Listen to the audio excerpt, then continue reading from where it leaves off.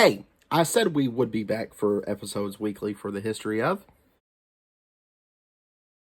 Hello, folks. Welcome back to another episode of the History of Professional Wrestling. I am your host, Joe Monroe, and today we're going to be talking about none other than the X Division. Now, I know last week we talked about the cruiserweights and light heavyweights and the history of that. This one's going to be a little different because the X Division, since the early 2000s, stayed consistent even till this day. So we're not going to go through all that. We're actually going to go through highlights of the X Division. So it's going to be a little bit different. And at the end, I'm going to explain why the cruiserweights / light heavyweights are way different from the X Division. But first, I want to give a very special shout out to Till 5 Wrestling, who actually came up with this idea and helped me come up with the X Division versus the Cruiserweights, which we will be discussing this Friday on the No Sell Roundtable. So if you want to hear a debate between the two and want to put in your final thoughts after watching both episodes of the history of pro wrestling, we would love for you to go ahead and comment and get into the debate with us. But enough of that. Let's go ahead and get into the video. The X Division Championship started in early 2000s with AJ Styles being its first title holder, that being the NWA / TNA X Division Championship, which, if you want my personal opinion, that is the best version of that title. That's just me. Let me know in the comments, what is your best version of the title? And ever since AJ Styles won that title, something grew. Something so amazing that nobody in the history of pro wrestling had never seen it coming back then. And thankfully, we got the X Division.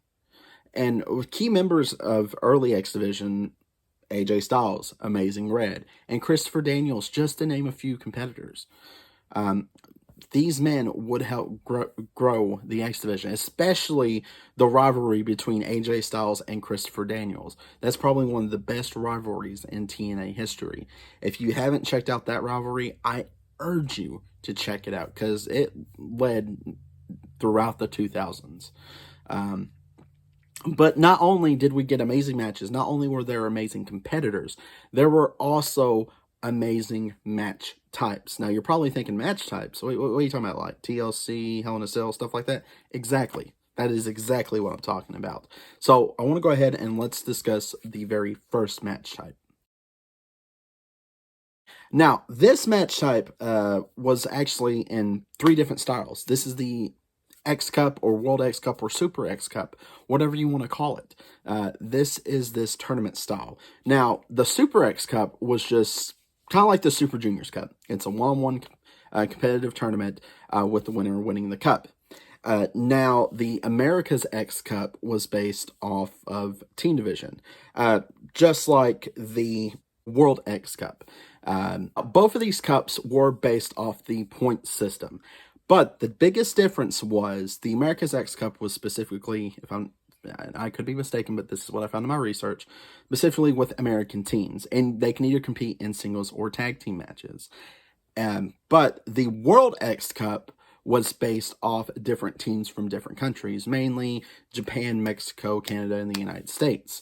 And they would compete in, again, another point system, and whoever wins the cup.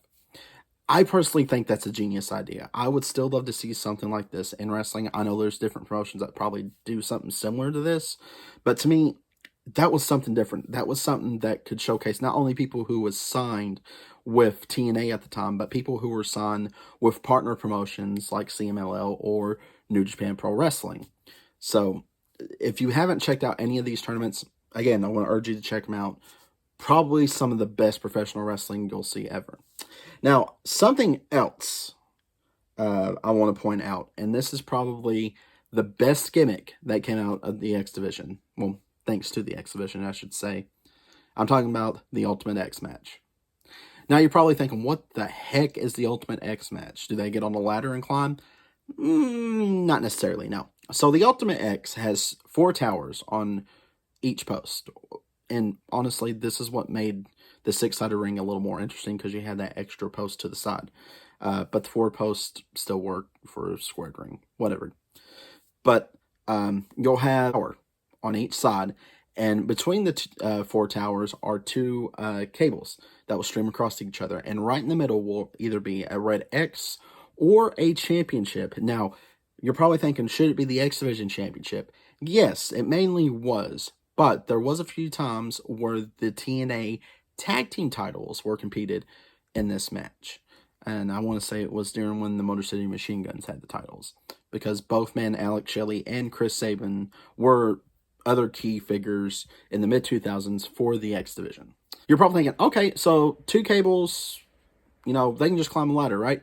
No. So what a person would have to do in the Ultimate X match, they would have to climb on either of the four towers and literally crawl across the cables to get to the middle to either win the championship or in its place, instead of like a briefcase you would see Money in the Bank, there was a big red X in the middle.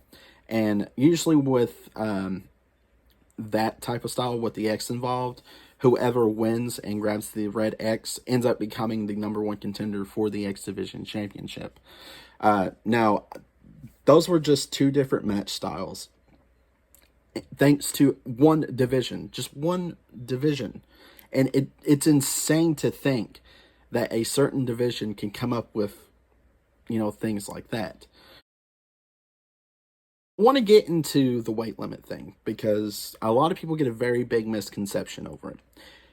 Yes, believe it or not, there was some weight limits but that didn't start until 2011 when Bischoff and Hogan took over. Oh God, I don't want to ever let them do that.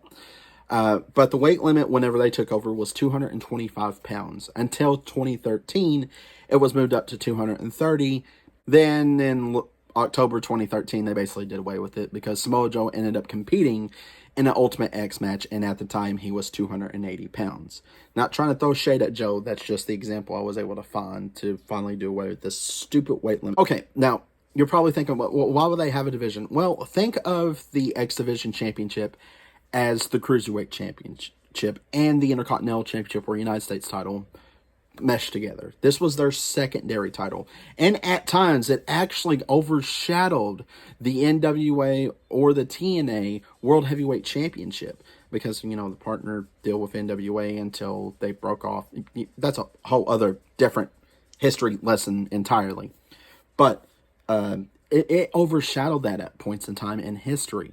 And if you have a championship in a said division, so to speak, overshadow a world title, you're doing something right. Not only that, but also the examples of having different match types because of a different division. And they end up being...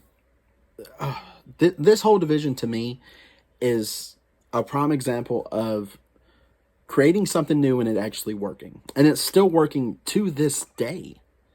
And it's insane. I love it. I love the X Division. I can't really decide, though. X Division or Cruiserweights? That's the question that's been going through my mind the past few weeks when doing this research. We'll find that out Friday. But I am going to say the X Division was not based on weight limits. It was based on no limits. And that's exactly what you got when you seen an X Division match. I mean, key figures, we've already mentioned a few. AJ Styles, Chris Sabin, Frankie Kazarian, the Amazing Red, for crying out loud. Petey freaking Williams. I'm sorry. Petey Williams does not get the love that he deserves. This man basically, if it wasn't AJ Styles or Christopher Daniels, it was Petey Williams. That's all I gotta say. Also, if you want me to do a history of pro wrestling on specifically Petey Williams or Team Canada, let me know in the comments below. That's probably something we'll do next year or, in the future. But it's insane that majority of these X Division competitors do not get the love that they deserve because they helped create a brand new division, said division, and made probably one of the most underrated titles be a key figure in wrestling history. And that is the history of the X Division. I appreciate everybody letting me come on here and ramble. I know it wasn't as detailed as last week's episode. That's because there wasn't, this title, they changed this name, or they moved to this company. No, the X Division has stayed consistent since the early 2000s, and it still continues to this day. I wanted to highlight key figures, and I wanted to highlight key match types thanks to this division, and how insane it is that a lot of people do not give the love to this said division. But let me know in the comments below if you liked the video or if you didn't. Also, I hope to see you all this Friday on the No Sell Roundtable. We will be going live on YouTube and on Twitch. And there's it's going to be a big debate because we already got Team X Division versus Team Cruiserweights. I'm basically the middleman. I'm the referee in this match to make sure no one's going to blow up or go insane. I'm looking at you, just Tancredible. Always the till 5 guys. But I appreciate y'all for viewing this video. I appreciate the new followers on the channel. And thank you all so much for your love and support.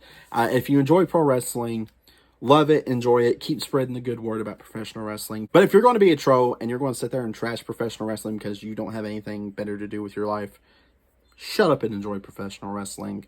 I will see you all next Wednesday.